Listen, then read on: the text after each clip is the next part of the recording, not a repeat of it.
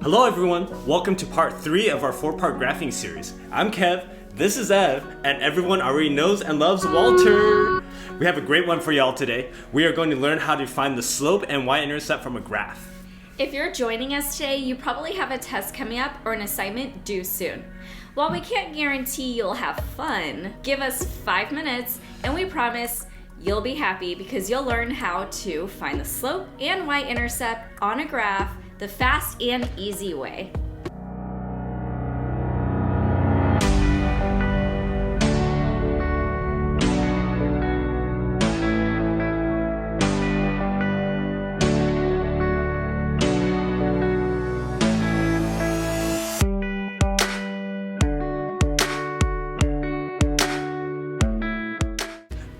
Alright, let's get started.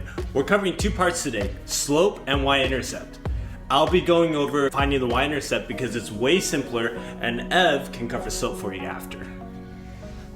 Oh, I can see some angry comments coming in already. That's not fair. Why do you make Ev do all the hard work? Well, let me give you guys a very simple explanation.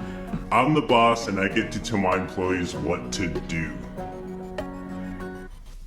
Okay, power trip over. Let's get back on track. Guys, I cannot stress this enough. The y-intercept is super simple. It literally doesn't get easier than this. The y-intercept is just a point on the y-axis. Let's take a look. Y'all remember the y-axis, right? The follow goes straight up and down. The line crosses the y-axis at 3, so the y-intercept is 3. How long did that take to find? 2 seconds? Let's try another one. Let's go find the y-axis. Here it is. Where does the line cross it? At -2. So the y-intercept is -2. Last one, and I want you guys to try it.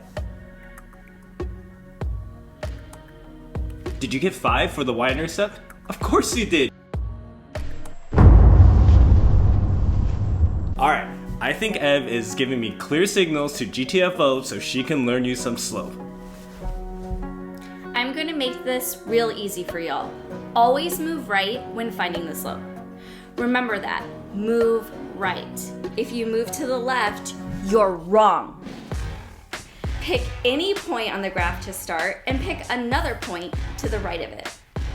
You're counting how far you need to move to get from the first point to the second. Write a fraction for the slope. The bottom number will be how much you move to the right, and the top will be how much you move up or down. You might have heard this as rise over run. Let's look at the line over here. I'm going to pick this as my starting point, and another point is here. I write my fraction bar, and I'm going to count how many times I move to the right from my first point. 1, 2, 3. I write 3 in the denominator. Then from that place, I need to move up 1, 2 to get to the point, so I write 2 in the numerator. Boys and girls, it's literally Sesame Street counting. Anyway, the slope of the line is 2/3. That's fire. Let's do another example. On this graph, I'm going to pick this point, and we're going to move twice to the right. Then we're going to move down 5 to get to the second point, so it's a -5 in the numerator. Why is it negative? Because we are going down. The slope is -5/2. Last one.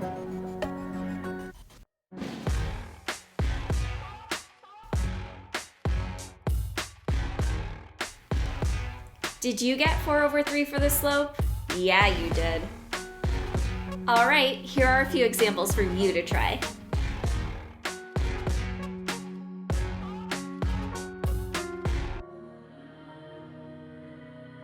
Thanks for sticking around. All right, everyone, stay safe, don't do drugs, and until we see you in the next one, Let's keep mathing!